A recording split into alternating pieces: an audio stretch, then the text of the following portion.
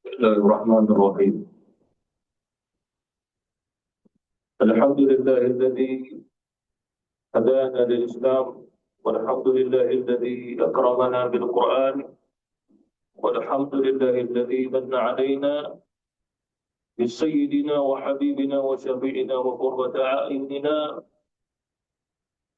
ونور قلوبنا محمدا عبده ورسوله، وهو حبيبه وصفيه وخليله. أما بعد، yang dihormati pengurusi EJK Surau, yang dimuliakan para jamaah muslimat yang dirahmati Allah Subhanahu wa taala. InsyaAllah pada malam ini kita mendengar tentang manusia yang terbaik, manusia yang mana di sisi Allah Subhanahu wa taala.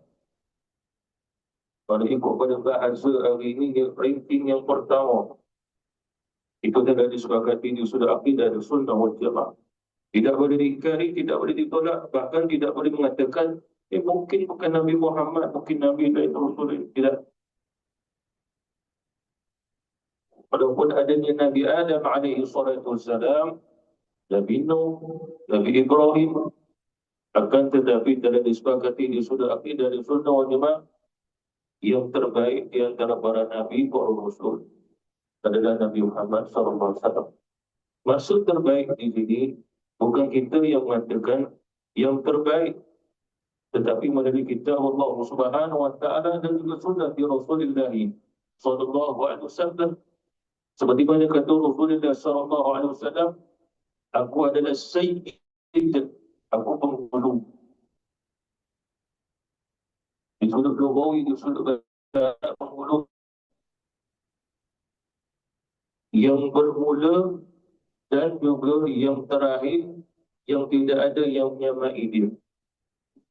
Itu yang kata sahabat Rasulullah SAW, apabila kami melihatnya Nabi Muhammad, maka kami tidak akan melihat ada manusia begitu. Bahkan kalau sekiranya Rasulullah SAW wafat, maka tidak adanya kemudiannya manusia seperti mana Nabi Muhammad SAW. Itu yang pertama. Yang kedua, kata ulama, bukan sekadar Rasulullah SAW sebagai manusia yang terbaik, yang terpilih di sisi Allah, tetapi di sudut al-aqwan, kauniyah, seluruh makhluk yang Allah Subhanahu wa taala cipta, yang paling unggul, yang paling agung, yang paling istimewa adalah Nabi kita, Nabi Muhammad SAW. Ini juga adalah telah disepakati di sudut akidah dan sunnah wal jamaah. Seperti mana dalam kitab akidah dan sunnah wal jamaah menyebut bahawasanya makhluk yang terbaik Nabi Muhammad dulu. Kemudian adalah Nabi yang berdarah Rasul, ulul azmi. Itulah Nabi Nuh alaihi salam, Nabi Ibrahim, Nabi Musa, Nabi Isa. Kemudian adalah Rasul-Rasul yang tidak sampai pada ulul azmi.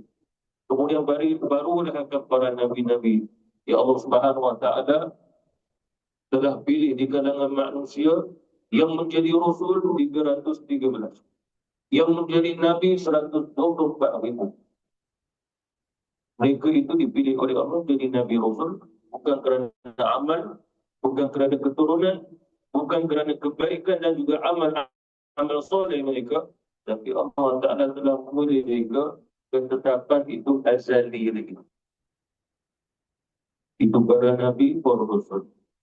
Itu adalah usul di sudut akidah, dan kita kena bersyukur kepada Allah Subhanahu wa taala kerana Allah Subhanahu wa taala mencipta kita, mengadakan kita, yang mana kita ini adalah umat yang Muhammadiyah, umat Nabi Muhammad SAW, sehingga kata ulama telah disepakati tidak ada satu umat yang terbaik melainkan umat Nabi Muhammad SAW. Dan hadis sahih yang diriwayatkan oleh Imam Al-Hakim, Allah Subhanahu wa taala menciptakan 70 umat. Dan umatku ini adalah umat yang ke-70, mana telah berlangsung, telah berakhir, telah tutupnya 69 umat sebelum ini. Yang paling hampir dengannya keutusan Rasulullah itulah di kalangan kaum Bani Israel. Di kalangan mereka menjadi ahli kitab, Yahudi dan juga Nasrani yang diturunkan Allah kepada Nabi Musa, kitab Taurat, Nabi Isa alaihi salam, kitab Injil. Dan Allah Subhanahu untuk Nabi Muhammad SAW, setelah Allah mengangkat Nabi Isa ke langit lebih kurang 600 tahun kemudian. Jadi umat Rasulullah ini adalah umat yang ke-70 dan tidak ada umat yang ke-71. Kalau sekiranya seseorang berbicara setelah umat Nabi Muhammad ada umat yang lain, maka kita menolaknya kerana bertentangan di sudut akidah Ahlussunnah wal Jamaah. Dan dengan umat Nabi Muhammad dan Allah telah tetapkan juga kedatangan yang kiamat. Qiyamatul Sughra, Qiyamatul Wusta, Qiyamatul Kubra. Maksudnya kiamat kecil, kiamat yang pertengahan, sehinggalah Qiyamatul Kubra, kiamat besar. Dan Qiyamatul Kubra hanya dilalui oleh semua orang-orang kafir. Dia kafir, bapa kafir, datuk pun kafir, generasinya. Bila datangnya sesuatu tanda-tanda pada ketika itu, yang mana semua adalah orang-orang kafir, maka itu menunjukkan kepada Qiyamatul Kubra, kiamat yang besar. Akan tetapi sekiranya datang di tanda-tanda kiamat, asyratus sa'ah, tapi orang mukmin masih ada, orang Islam masih ada, itu Qiyamatul Wusta, pertengahan. Dia tidak kecil, dia juga tidak besar, dia duduk tengah. Tetapi tentang Qiyamatul Sughra, antaranya Allah Subhanahu wa taala mengutus Nabi Muhammad sallallahu alaihi wasallam. Sebab Nabi menyebut hadis, Allah mengutusku itu adalah sebagian pada tanda kiamat. Tetapi bukan kiamat yang besar, permulaan pada yang kiamat itu sendiri. Disebabkan pun Nabi sallallahu alaihi wasallam menyebut tentang yang kiamat, kerana Rasulullah adalah penutup para Nabi, para Rasul dan penutup bagi umat itu sendiri. Tidak ada umat setelah umat Nabi Muhammad sallallahu alaihi wasallam. Dan daripada sekalian 70 umat itu, khairul umatin, sebaik-baik umat itu lain adalah umat Nabi sallallahu alaihi wasallam. Jadi kita bersyukur alhamdulillah atas nikmat Allah Subhanahu wa taala berikan kepada kita. Dan kena juga dengan nama surah kita, Jami'atul Ni'mat. Kalau dekat negara Arab, Jami'ah itu university. Kita ni orang yang student, cuma tak dapat ijazah sebab tak ada siapa nak keluar. Sampai ada ijazah, kita kena masuk kelas, tak kena ada tahu bahasa Arab, kena usul fikah, tengok pada bidang dia lah. Kecuali kalau kita belajar bahasa Melayu, ada sakau, ada curi, ada sakar, ada santau, semua SSS. Itu kuliah bahasa Melayu. Tapi itu semua ada yang tidak ada dalam kamus. Sakau tak ada dalam kamus. Putrajaya, Putra tak ada dalam kamus. Itu orang certiknya yang bagi nama tu. Sampai hari ini guna pakai Putrajaya. Padahal tak ada dalam kamus tu. Yang ada Putra, Putra tidak. Jadi kita kembali. Yang saya sebut ini, kalau sekiranya ulama-ulama kita bercerita tentang Rasulullah, mereka akan sampai kayak ini dulu sebagai dasar. Agar kita mengetahui Nabi kita yang terbaik dan tidak ada makhluk, manusia yang berjiwa, yang berroh, yang terbaik jiwanya, rohnya, melainkan Rasulullah SAW. Jangan kita jadi seperti mana sebagian umat Islam. Kita tidak tahu bagaimana cara dia belajar Islam, sehingga dia memandang Rasulullah SAW seperti mana dia memandang itu manusia juga. Apa maknanya manusia? Macam dia tak. Dia lemah. Persoalannya Nabi SAW lemahnya bahagiannya mana? Cari dalilnya, cari buktinya. Rasulullah SAW itu lemah kat mana? Sekiranya Rasulullah SAW itu mempunyai kelemahan, tidak berkembang Islam. Lawan pada lemah itu adalah kuat, kerana Allah Subhanahu wa taala yang memberi kekuatan kepada Rasulullah SAW. Maka dalam akidah menyebut Allah memberi kekuatan kepada Nabi seperti pada kekuatan 40 orang pahlawan laki-laki. Itu Rasulullah SAW. Oleh kerana itu, setiap daripada peperangan Nabi SAW ada kalinya bagi pedang pada sahabat. Lalu Nabi perang dengan apa? Kadang-kadang tanpunya pedang. Bahkan Rasulullah bukan yang seorang yang bila jumpa musuh, walaupun ada yang pedang di tangan, Nabi akan pancung kepala dia. Tidak. Itu disebut oleh ulama akidah dan sunnah wal jamaah. Bahkan sebagai ulama menyatakan, kalau ditanya, ini Nabi, ini Rasul, dia perang dalam beberapa peperangan. Berapa orang yang telah dibunuhnya? Jawabannya seorang saja. Itu pun untuk membuktikan dia Nabi, dia Rasul. Bagaimana kisahnya? Di Mekah sana ada seorang yang sombong.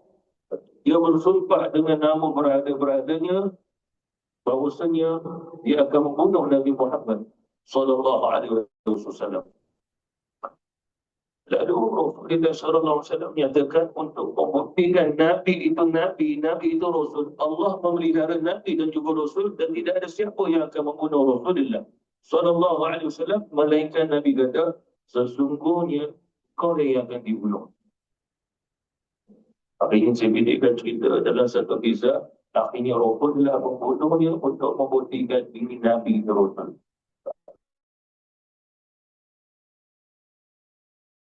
Tapi ini adalah Nabi membunuh dia untuk membenarkan kata-kata Rasulullah SAW. Dan kata ulama kita, itu satu-satunya manusia yang dibunuh oleh Rasulullah SAW dengan tangannya. Yang lain bukan secara langsung dengan tangan Rasulullah, melainkan dengannya pertolongan daripada Allah Subhanahu Wa Taala. Seperti mana dalam kisah yang lain, dalam peperangannya Khandaq, itu juga disebut sebagai Ahzab. Musuh lebih kurang 1-2 batu di hadapan sana. Lalu Rasulullah SAW pun ambillah pasir. Nabi genggam, Nabi pun balik. Sya'atil wujuh. Nabi ambil lagi, Nabi pun lemparkannya. Sehingga disebut oleh ulama-ulama kita dalam sirah. Bahkan itu juga dalam tafsir Al-Quran. Pasir yang Nabi balik dengan jarak itu semua memasuki mata-matanya orang-orang musyrikin saja. Jadi soalannya siapa yang menyampaikannya? Nabi balik dengan jarak daripada sini musuhnya 1-2 batu sana. Lalu bagaimana boleh sampai? Yang menyampaikannya Allah Subhanahu Wa Taala. Satu kisah. Kisah yang lain pula, Nabi SAW ambil satu tombak pendek ini. Jadi musuh jauh juga di sana, 1-2 batu di sana, lalu Rasulullah berbalik. Sehingga mengenai orang yang paling sombong di antara orang musyrikin di sana. Jadi soalannya, siapa yang benar-benar menyampaikannya tombak Rasulullah SAW? Sedangkan di sudut logik, tombak itu kalau orang balik, tidak akan sampai satu jarak satu batu. Bahkan dalam rekod dunia pun orang balik tombak sekadar 90 meter. Jadi apa maksudnya di sini? Maksudnya itu adalah daripada Allah. Ramaita, walakin Allah ramah. Dan tidaklah kau yang Muhammad yang melempar ramaita. Ketika mana kau melemparnya. Walakin Allah ramah. Akan tetapi hakikatnya Allah Subhanahu Wa Taala yang melempar. Jadi inilah kedudukan Rasulullah sallallahu alaihi wasallam. Untuk mengenal Rasulullah sallallahu alaihi wasallam, ulama-ulama kita mengatakan dalam kehidupan kita perlu mempelajari beberapa ilmu sehingga kita mengenal Rasulullah.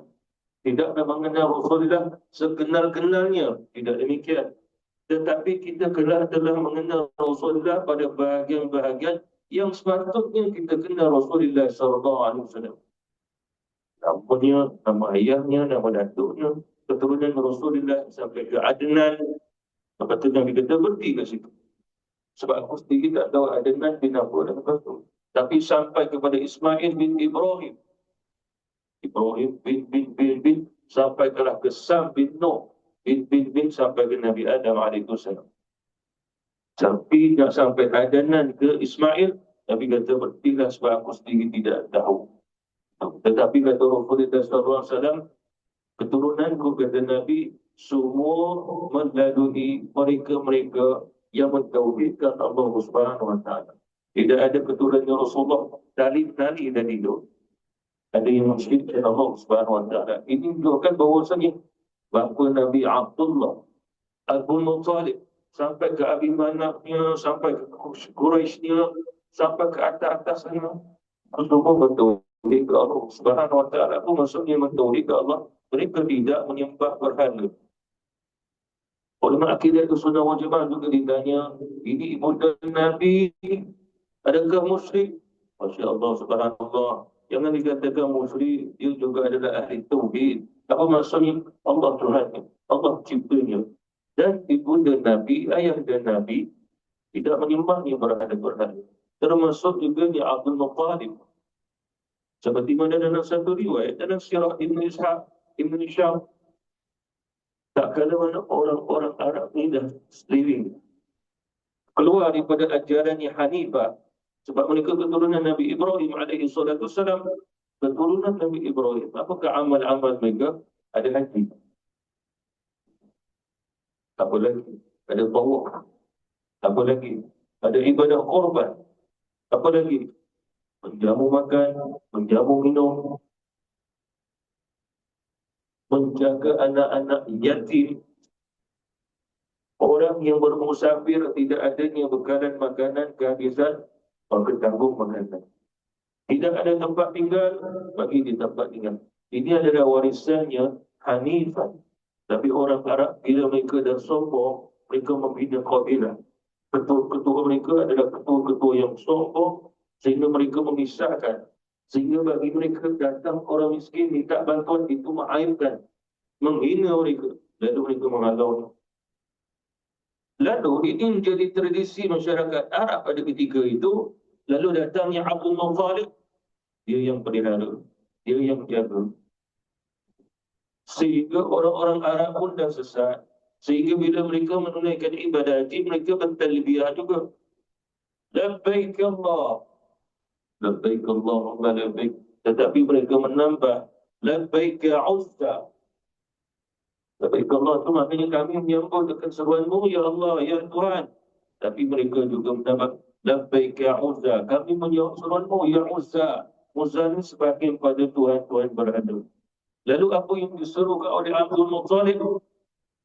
Tidak ada seruan yang labbaik Uzza, cukup dengan labbaik Allah. Begitu juga peristiwa datangnya orang daripada Yaman sana datang untuk meruntuhkan Kaabah. Di tengah jalan bertemu dia dengan segerombongan yang membela, yang jaga unta. Rupanya itu adalah untanya Abdul Muttalib. Lebih kurang 100 ekor unta. Lalu mereka ni orang Yaman ni datang niat untuk meruntuhkan Kaabah. Ketua dia Abrahah itu bawa gajah besar. Dia boleh tunggu itu. Dibawa ke satu tempat, dikumpulkan unta itu. Jadi pengembala ni pun beritahu kepada Abdul Muttalib, sebab itu miliknya Abdul Muttalib. Wahai Abdul Muttalib, wahai tuan kami, unta-untamu dirampas orang. Itu orang daripada Yaman tu mengambilnya. Lalu Abdul Muttalib pun pergi bertemu dengan Abrahah, ketua mereka. Ini kan cerita juga. Lalu Abrahah cakap apa? Kami mencuri, mengambil untamu, kau tidak risau. Patutnya kau risau, kami datang nak meruntuhkan Kaabah. Lalu Abdul Muttalib jawab apa? Sesungguhnya unta-unta ini Allah amanahkan kepada aku, di milik aku. Kaabah milik Allah Subhanahu Wa Taala, dia yang akan memeliharanya. Jadi Abdul Muttalib bukan musyrik, bukan penyembah berhala. Itu. Sehingga lahirnya Rasulullah SAW dipelihara oleh siapa? Abdul Muttalib, sebaik-baik manusia, sebaik-baik Quraisy pada ketika itu. Kemudian Rasulullah SAW berusaha.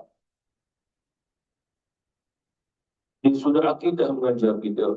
Walaupun Rasulullah itu lahir sebagai manusia, dia bukan malaikat, dia bukan jin. Tetapi Rasulullah telah diberi keistimewaan yang Allah beri padanya yang tidak ada pada manusia. ataupun sesiapa pun pada ketika itu. Apa maknanya di sini? Barakah.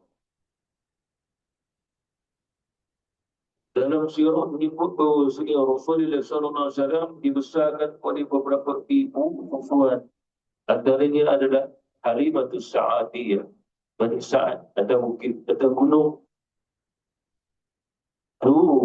Ceritanya, sejarahnya, Halimatus Sa'adiyah begitu juga suaminya memiliki ternakan yang kurus-kurus.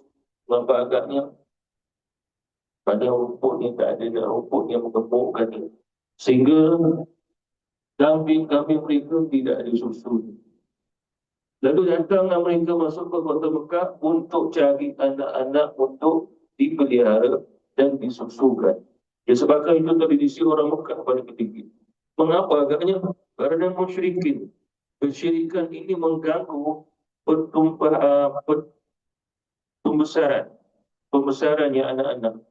Dan oleh kerana itu tradisinya ibu-ibu itu menyerahkan kepada wanita-wanita yang berada di atas gunung atau bukit tempat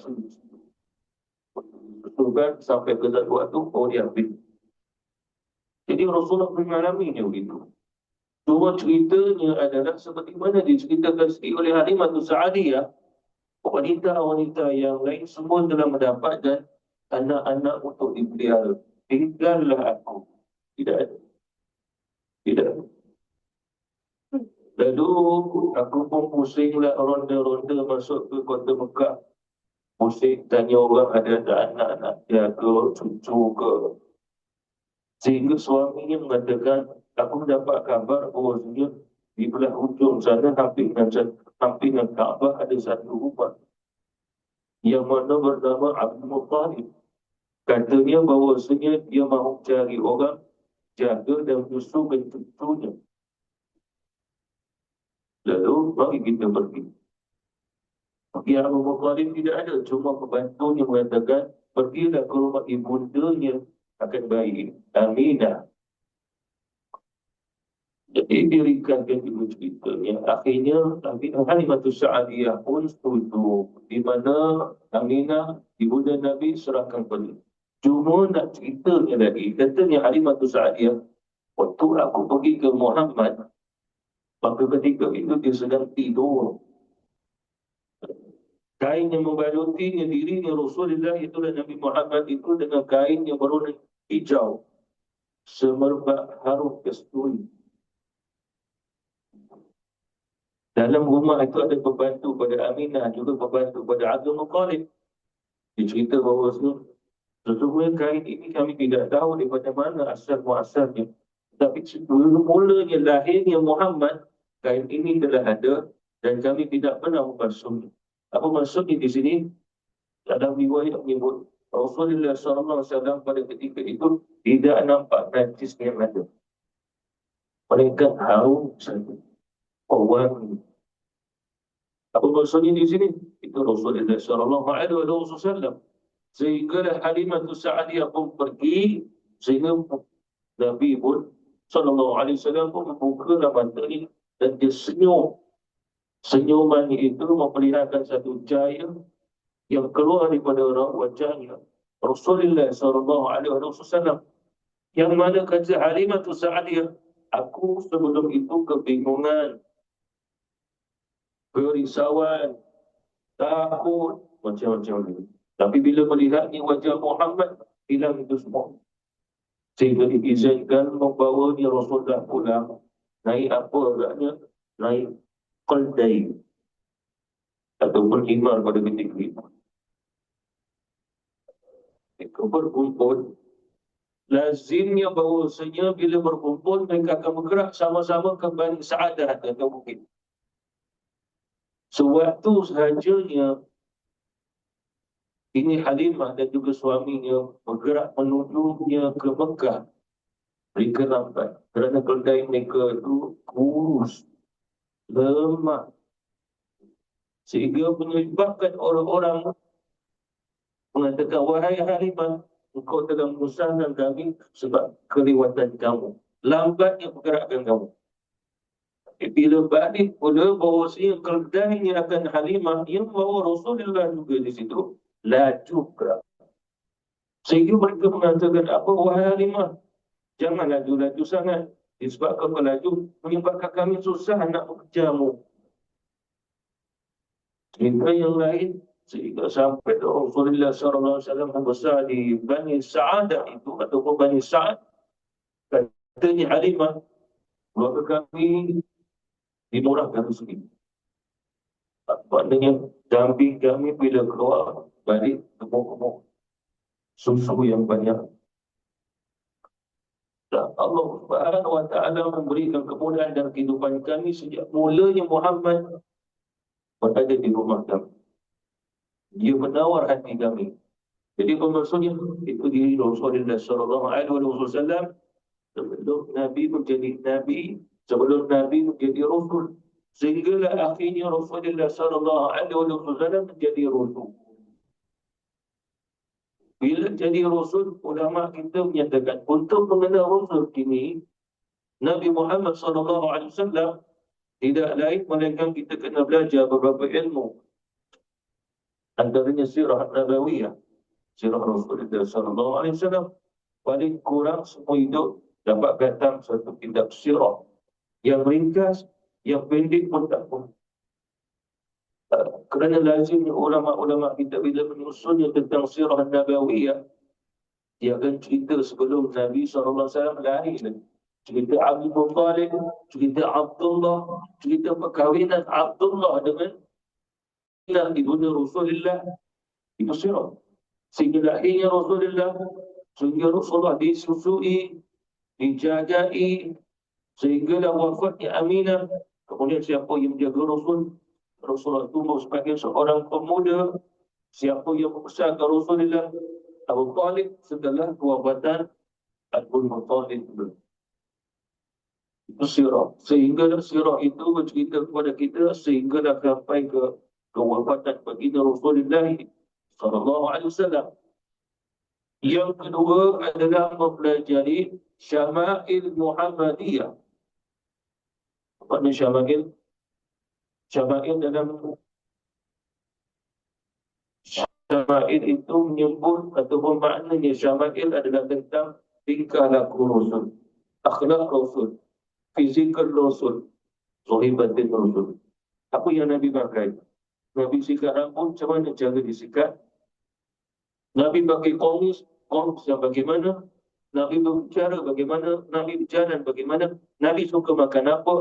Nabi cara memandang bagaimana? Cara dia diam bagaimana? Itu Syama'il.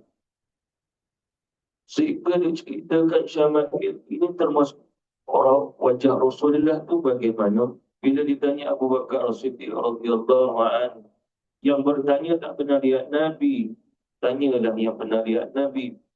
Ini Rasulullah bagaimana mukanya? Kata Abu Bakar, aku tak boleh menggambarkannya. Tanya Umar, ya Umar, bagaimananya wajah Rasulullah? Kata Umar, aku tak boleh nak menggambarkannya. Tanya Utsman pun sama jawapannya. Mengapa agaknya? Kerana tak dapat tak diberi contoh. Tanya Sayyidina Ali, macam mana wajah Rasulullah sallallahu alaihi wasallam? Kal-Badar, seperti mana bulan purnama sekali. Apa maknanya? Suka nak dihakikatkan wajah Rasulullah kerana terlalu luar biasa. Ada orang yang belum kenal Rasulullah SAW sampai ke Madinah, tengok dah Rasulullah berjalan. Caranya nampak dia sebagai orang yang luar biasa. Daripada jauh Rasulullah berjalan, nampak seperti mana seorang pahlawan. Ini hati ini bergegar bila Rasulullah berjalan daripada jauh. Bila Rasulullah SAW sampai kepada dia, Nabi berkenalan, orang itu rasa cinta dengan Rasulullah. Hatinya dan jiwanya tenang. Itu Rasulullah SAW. Sehingga barang siapa yang telah kenal Rasulullah SAW, mereka tidak mahu berpisah Rasul. Tidak mahu berpisah dengan Rasul. Sehingga mereka pun buatlah syair-syair. Kami menunggu agama Nabi hilanglah cepat-cepat. Sebab kami nak menunggu Rasul siang besok.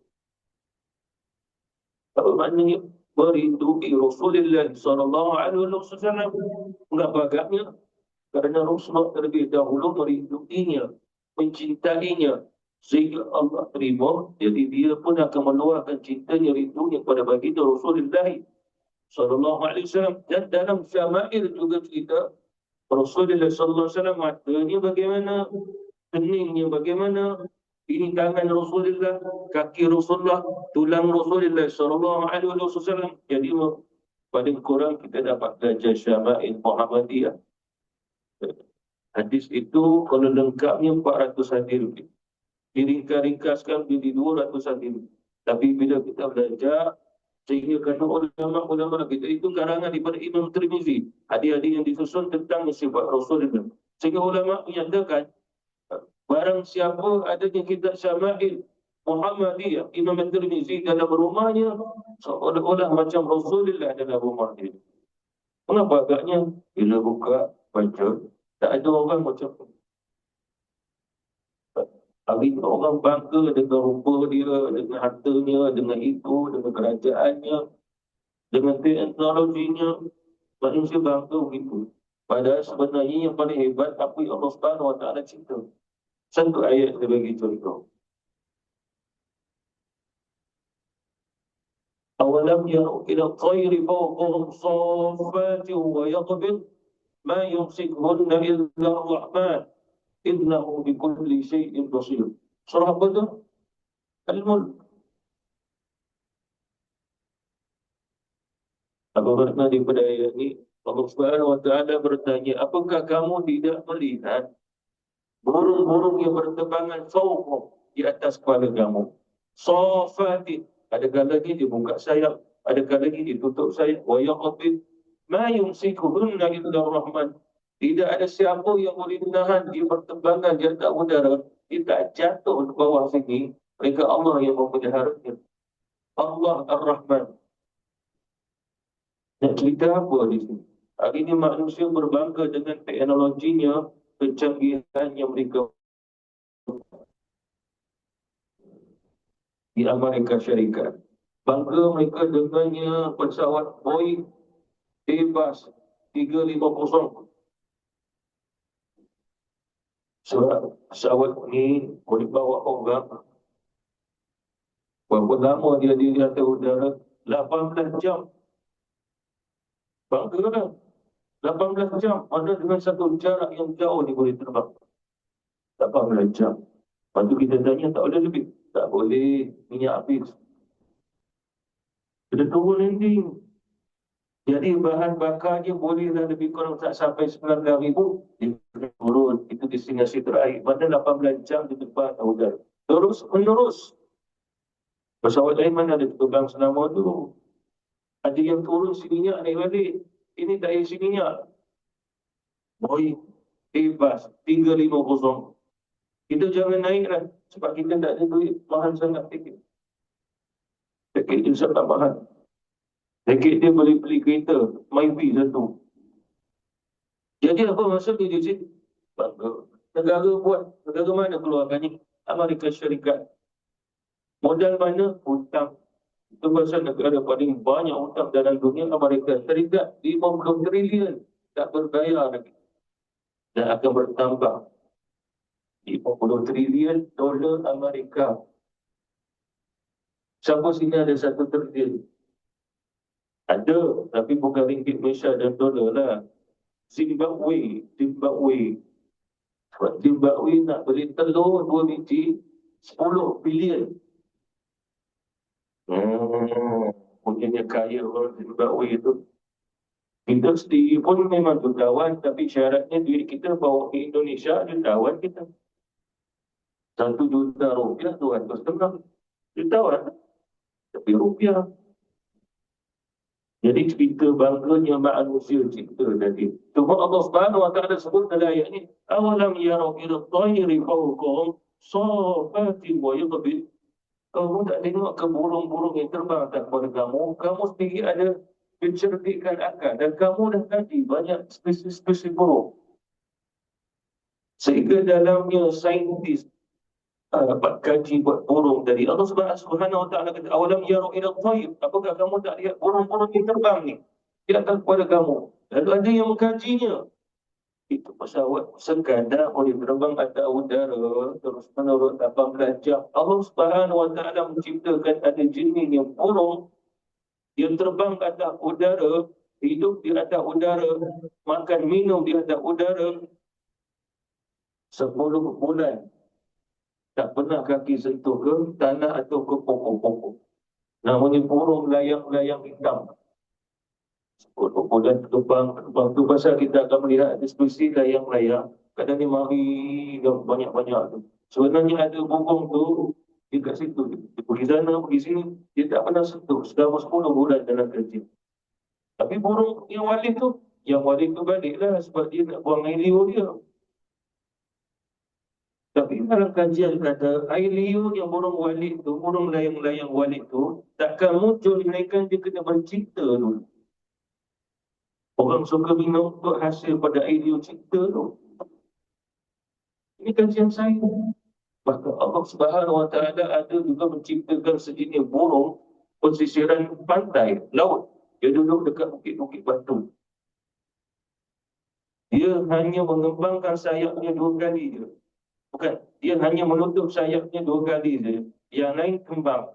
Dan dia dapat terbang 11,000 kilometer selama 11 hari, 11 malam. Tak makan, tak minum, tak mendarat. Daripada satu pulau ke satu pulau sejarak 11,000 kilometer dengan penerbangannya selama dia terbang selama 11 hari 11 malam. Tak makan, tak minum. Apa maknanya? Itu luar biasa ciptaan Allah Subhanahu Wa Taala. Ibas tadi dia terbang atas udara sana 35,000 kaki. Allah Subhanahu Wa Taala menciptakan sejenis burung pemakan bangkai. Dia duduk atas sana terbang 37,000 kaki. Mata dia boleh nampak bangkai. Kalau masih hidup, dia tak akan makan terkam. Bahkan kalau baru mati, belum jadi bangkai, belum membusuk, kita ambil. Sehinggalah dah jadi bangkai membusuk, baru dia pergi. Berapa tinggi dia terbang? 37,000 kaki. Dan Allah kata, awalam yara ila tayri fawqa safati wa yaqbid. Jadi orang nak bangga pesawat ini, helikopter itu, helikopter ini. Sedangkan ciptaan Allah Subhanahu Wa Taala jauh luar biasa. Jadi begitu juga Rasulullah ni. Hari ini orang melihat pemimpin itu, pemimpin ini, orang itu, bulan-bulan, anugerah dia, sukan dia, nyanyian dia, lakonan dia. Semua orang nak kenal. Tapi lebih lagi bola sepak tu. Waktu FIFA World Cup tu, suruh ramai tak datang. Sebab apa? World Cup punya pasal. World Cup tu kan sebelum subuh kan ni malam-malam 3-4 pagi. Subuh suruh tak ada sebab saya datang untuk pada subuh. Kita tanya mana sebab malam tu kan akhir World Cup. Jangan sampai itu.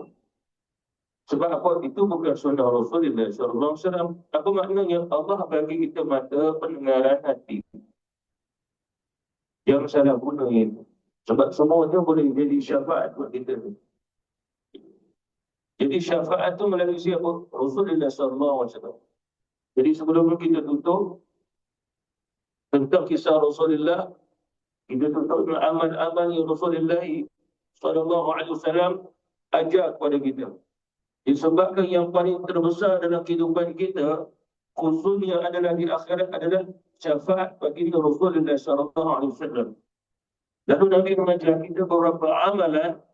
Barang siapa yang mengamalkannya, wajibat lahu syafaat. Dia akan mendapat syafaat daripada aku. Wajibat pasti dia dapat.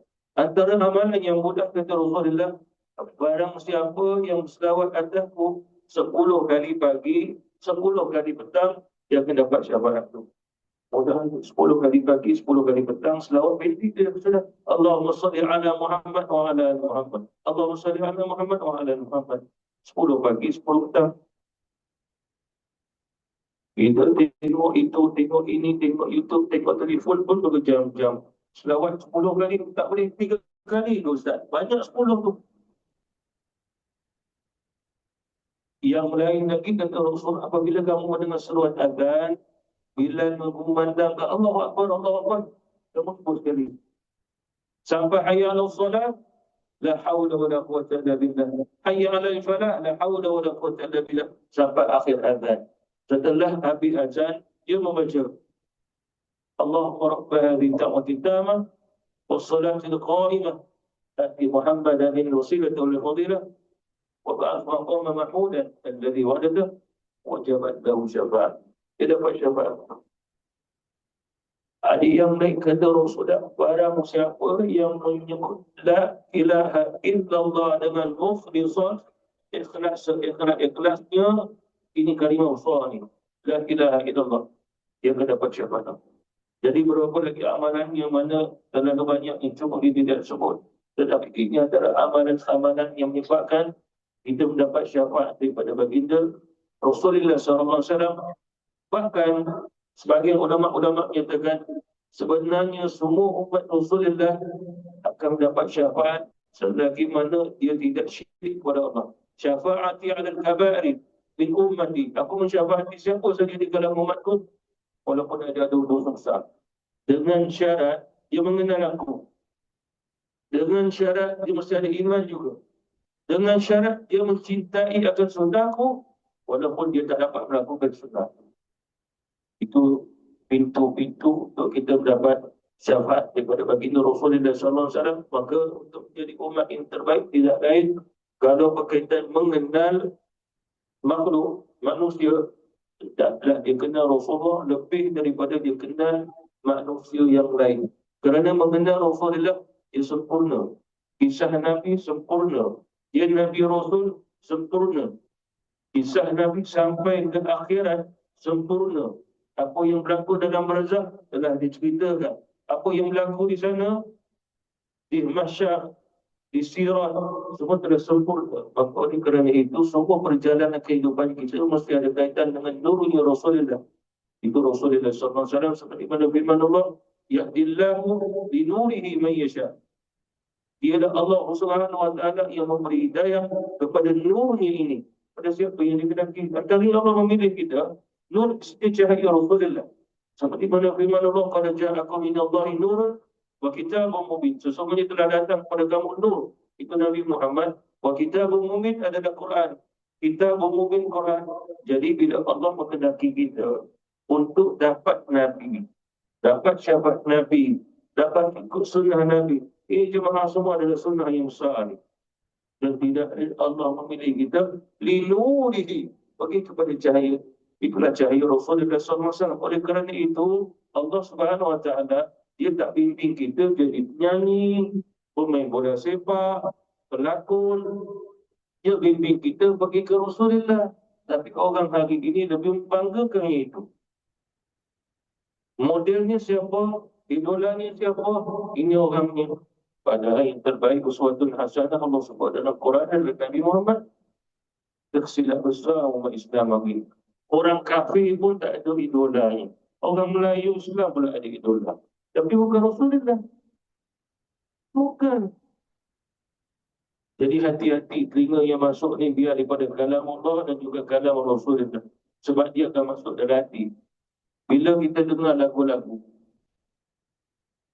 maka menghalang untuk kita memahami kitab Allah dan sunnah. Tapi bila kita selalu mendengar kitab Allah dan juga sunnah Rasulullah, sabda Nabi, menghalang sehingga membenci bagi kita mendengar yang lain tu. Itu dia ada sebab hati tertentu. Dia terima yang Allah dan Rasul, yang lain akan tolak. Kalau dia tolak yang Allah dan Rasul, yang lain dia akan terima. Itu pasal orang ni kalau nyanyi Hindustan dia boleh nyanyi, Cina dia boleh nyanyi, Orang Mak Saleh dia boleh nyanyi, Maria Carey punya lagu pun dia hafal. Padahal sebenarnya dia kena hafal Quran, hafal zikir, hafal selawat. Jadi itu jangan silap. Agar kita dapat syafaat Rasulullah sallallahu alaihi wasallam. Wallahu ta'ala a'lam wa billahi taufiq wal hidayah. Wassalamualaikum warahmatullahi wabarakatuh. Assalamualaikum warahmatullahi wabarakatuh.